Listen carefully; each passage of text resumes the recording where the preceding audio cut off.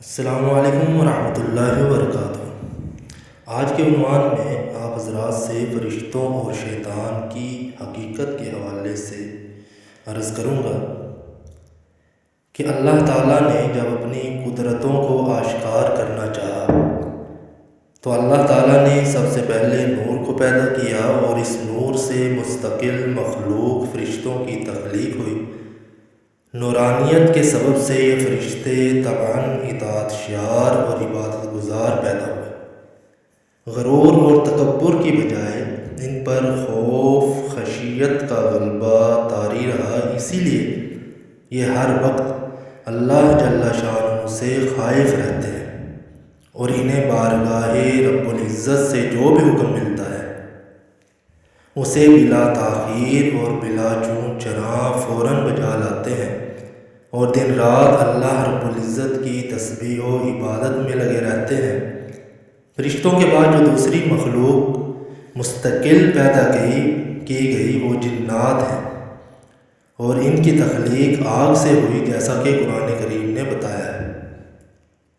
گو فرشتوں کی طرح جنات بھی ہم کو عام انسانی آبادی کی طرح نظر نہیں آتے، لیکن قرآن کریم اور احادیث نبوی میں جو تصریحات اس مخلوق کے متعلق موجود ہیں، اس بنا پر ہمارا اعتقاد اور یقین ہونا چاہیے کہ جنات بھی انسان کی طرح مستقل مخلوق ہیں اور یہ بھی شریعت کے مکلف ہیں اور ان میں بھی موت و پیدائش کا سلسلہ ہے اور ان میں بھی نیک و بد، کافر و مسلم ہے۔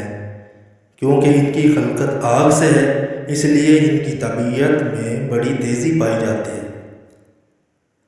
حضرت آدم علیہ السلام کی پیدائش سے کئی ہزار برس پہلے جنات جو ہیں وہ زمین میں آباد تھے اور آسمان پر بھی آتے جاتے تھے۔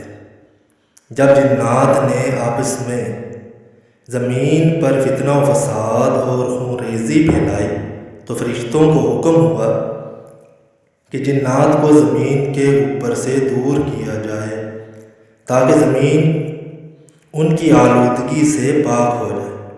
چنانچہ فرشتوں نے زمین پر آ کر بہت سے جنات کو ختم کیا اور بہت سوں کو پہاڑوں اور جزیروں میں اور سمندروں میں دھکیل دیا۔